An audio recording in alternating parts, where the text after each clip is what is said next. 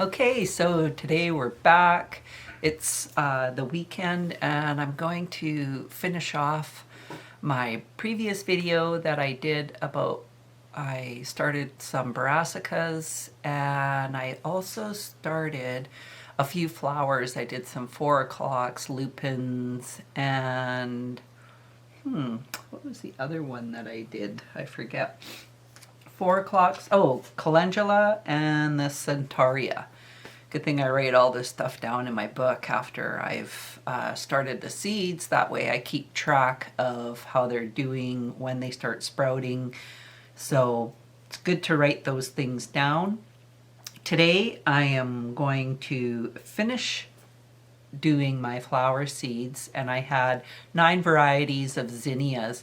I was going to start my sunflowers, but I think I'm going to wait and start my sunflowers when we're down to 4 weeks before my last frost, so it won't be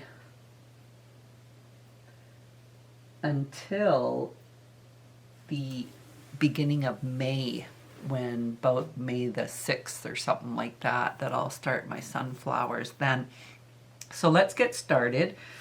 To start with my zinnias, I'm going to be doing the Persian carpet. And the Persian carpet, they get 12 to 16 inches high. I have all my tags set up. I've already got all my soil so that it's moist. And I'm going to be doing 3 seeds in each of these little 2.5 by 2.5 inch pots.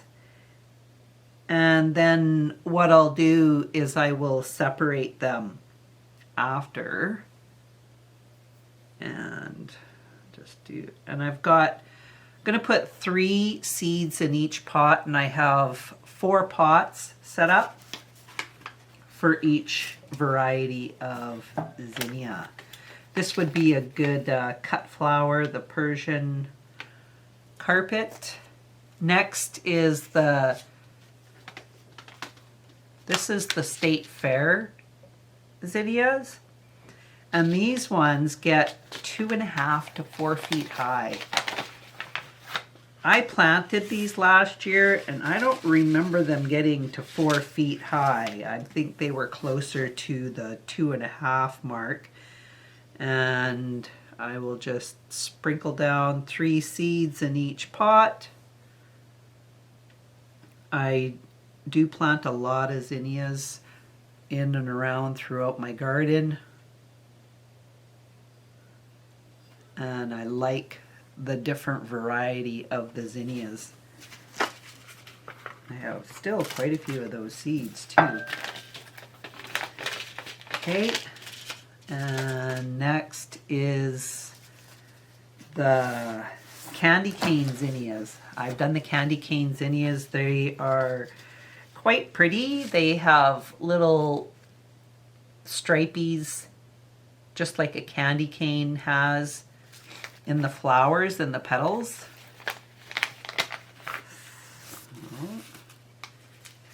Again, I will do 3 in each pot. And my sister, she gave me some zinnia seeds too, so I'm going to be starting those as well. I thought I had 7 varieties, but I didn't notice the ones that my sister had given me. So, and I haven't been very successful with this next one. It's the Envy. I wish this one would turn out because I love that lime green color. And so far I have planted these for 2 years in a row, and I don't know if it's just old seeds. I did get them from Canadian Tire. These are Burpee is the brand, but I just keep planting these seeds, and once I am finished and I have no more, then I don't know, maybe I'll have to try from a different company. because they haven't really turned out so far. And I'm not sure if, like I say, I don't know how old these seeds are. It does say that they were packed in 2021, so I mean they're only 2 years old. I don't think that should be an issue really. But yeah, I don't know why they don't seem to do well. Next is the California Double Giant. And the California Double Giant, they get 30 to 36 inches high.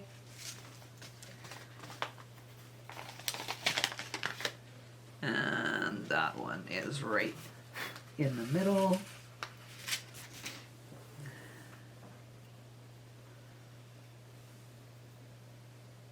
Jamie and I were out today. We even got Austin out there, and we were actually getting the ground ready down by where we had our pigs last year. And we were leveling it out, picking up rocks, and we were also shoveling up the one corner where the pigs usually, where they went to the bathroom. So there was a lot of pig manure there, so we put that into, shoveled it into the wheelbarrow, and I took it around over by the existing compost where we will be adding to it with a new compost pile. Okay, this one is the Giant Cactus flower mix, and the Giant Cactus, they get 28 to 36 inches high. Okay, Giant Cactus. Uh-oh. I just put, I put these seeds in the wrong one. You know what? Let's just put this tag here, and we'll plant the Giant Cactus in this one. Good thing I was paying attention. I would have stuck Giant Cactus on top of the California mixed flowers seeds, and I think I have just enough of these. I won't I only had 2 in that last one, so I wonder, oops, oh geez, I just threw those on top of my other ones, on top of the California ones. So that was the Giant Cactus. So I've emptied that package. I like these. They're pretty cute. Okay, Giant Cactus, 28 to 36 inches high, and the California were 30 to 36 inches high as well. Then next I have the Cut and Come, and they are 20 to 24 inches high. Make sure I put them in the right spot. Okay, that's the Cut and Come. And I already had all of these tags already made up because these, I've been starting these seeds. This will be my 3rd year of doing the zinnias. And then in the last one, I think, yeah, I see. I put them in there. So the Cut and Come are 20 to 24 inches high. And these last 2 are the ones that my sister gave me.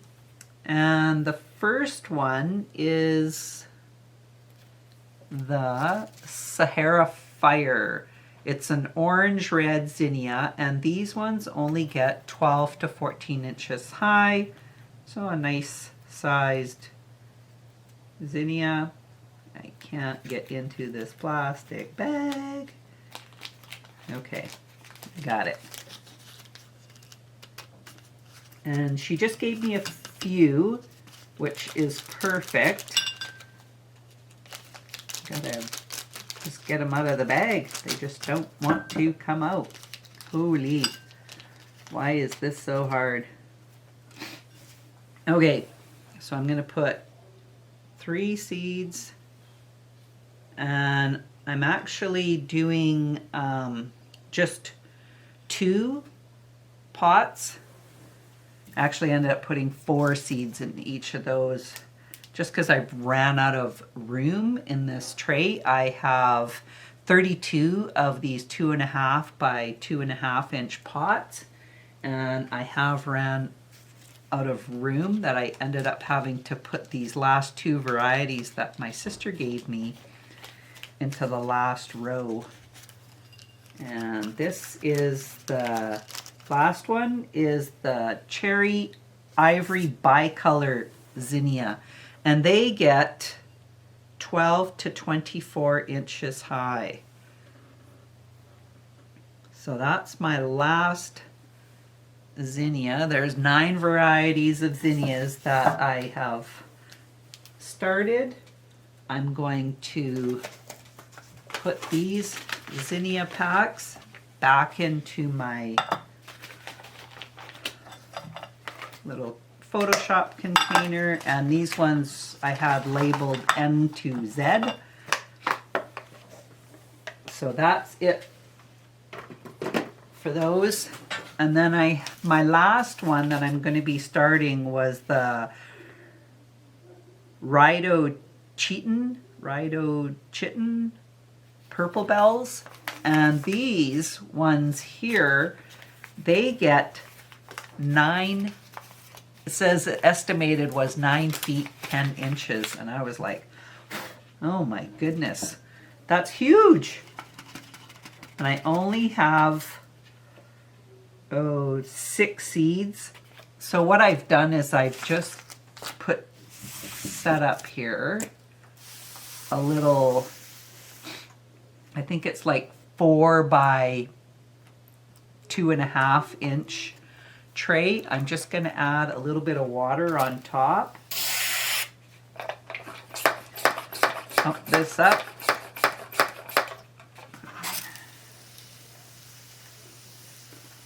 Because I was soaking the water up from the bottom when I realized that I didn't have enough room in this tray to be able to plant everything in here. Then I quickly got a little pot and I grabbed this little 2.5 by 4 inch pot, and I am just going to plant all 6 seeds in here, and then I will separate them out after. So now I'm just going to add a little bit of soil on top of each of these pots, and then I will put a plastic dome over top of it. Now I started those brassicas on Wednesday, and I already noticed a sprout. So it's been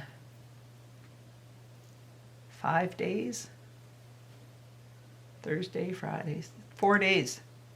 It's been 4 days since I started those seeds, and I already noticed that there was a sprout. So after I put the soil on top of these seeds to give them a little coverage, then we'll go take a look under the dome of the brassicas that I started.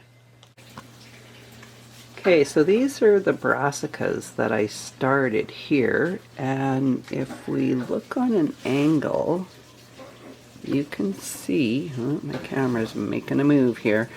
This is the Scorpio cabbage, and I have 1, 2, 3 little sprouts that have started with that one. And then if I move this tag, I have a little Munchkin broccoli, one here, and another one has started there, and a third one right there. So that's pretty exciting that I have 4 days and I've got a few of these that have already sprouted. Now if I look down here, and this is the calendula, I actually have a little sprout on my calendula already too. So super exciting that these have already started to sprout. I don't see anything else poking up through there. So if I come over to this side, I ended up just putting those ones that I just started. I've got all of those zinnias down there. And then the rhododendron I ended up putting in this one under the plastic. Now here I have my tray. If you look here, you can see the wispies of my asparagus seed that I have started. And then I'm going to plant that out with my existing asparagus that I already have out in the garden. I haven't noticed anything coming up. But these verbena, I would like to put them in a 6-cell tray. So I actually have a 6-cell tray here. And I'm just going to spray the top of it with a little bit of water. So now I'll spray the top of this. I do have water in the tray underneath that it's soaking up from down below, but I wanted to get this soil wet so then I can just start transferring these plants over. And then I can still let them soak up the soil from down below. So I'm just gonna make some spaces with my little tongue depressor stick. Very technical gardening terms here.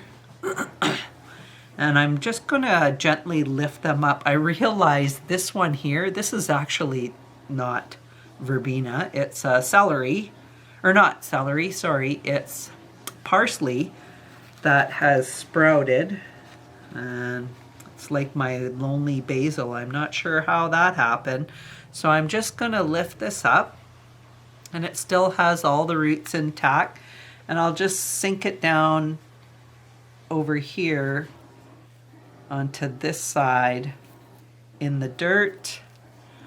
I'm gonna lift up this other one here as well. Lower that down into that hole. So that, and then that way it's keep them all together in one pot, or in one tray I should say, and they can continue on growing. And I have another one, a couple more here. I actually did a whole flat, and these were the only ones that made it. So, I mean, I guess it's better than nothing, but not very good odds outcome of this one. And I got another one here. Just gonna lift this whole little clump all together. And I'll push it down. And I have this one little one. I have a couple of other little starts here that look like they might still grow, but boy, it sure is taking its sweet time. I'll just lift this little one up and move it over. It's not very big at all. Definitely not like these other ones. The size difference is quite different. But I have a tiny little sprout here, so I think I'll keep that in this tray, and I'll just move this tray over into another spot. And I think I have another one here. Maybe I'll move it in with it without damaging the plant, the little seedling. I'll just put it over here and beside it, and then once it gets a little better established, then we can move them over. I'm also going to take this tag, put it over here, and then I'm going to have to find another tag and put it in this one so that I still know what I have got going on over here. And yeah, I don't know what I'm going to do with this little guy. I was going to up pot some of my I was talking about up potting some of my parsley anyways, so I could probably just add it to another one of those. So there, I've taken care of that. I can remove these trays because they have nothing in them. And that will give me space to put these back under the lights, and I can just move these verbena over to here. Put this beside in there, move the verbena over to here. I'll just put this little tray that has these two little tiny sprouts right over top in front of that, and then that way I'll be able to tell that this is still verbena. I just have to wait for it to get a little more established. That's what I was doing for today. I'm also going to be going and pinching the tops off of on my snapdragons. So when I pinch the tops on them, actually, I will grab that tray and I'll show you what that looks like. 2 trays of snapdragons. And what I'm going to do is I am just going to pinch out the top of the snapdragons. And then what that does is that is going to make them more bushier, branching out. And I mean, once they start flowering, you would pinch off the flower heads when they're dried up, and that encourages more flowers. But why I'm doing this is that it can produce more branching out, and it'll make it a more bushier plant. So I'm just going to take this top part, I'll do this one right in the front. And I'm just pinching it out with my fingernails. I've just pinched out that little tip. And I'm going to do the next one. And I'm just pinching out the top part of the stem. And that's just the very top. And I went down to the next set of leaves on the plant. So I will pinch out the top on all of these, and some are higher than others, and that's just going to encourage a bushier plant with your snapdragons. And I have 2 trays of snapdragons, and I am going to do this to all of them. And it doesn't take long, but it's just something that would be encouraged to do to make your plants stronger, bushier, more branching out. And it doesn't hurt them at all. And I have so many snapdragons, which is awesome because I put snapdragons pretty much in planters and around my house. Hanging baskets, I will put them in shorter varieties. I would put like my mini mix of the snapdragons. I would put those into hanging baskets for sure. So I'm almost done this flat. Oh, I got one more here. Okay, I'm pretty sure I got all of these. I have a little tiny one down here. I have to wait for it to kind of catch up. And then I have another tray over here, and I'm gonna do the same to that one as well. So I'm glad that you joined me for the second part of this episode 7, the seed starting series. And I hope you enjoyed this. I hope you learned something new. And if you like this video, put a like in there. And if you haven't subscribed, you know what to do. Hit that subscribe button. Thanks for joining me, and we'll see you the next time. Bye for now.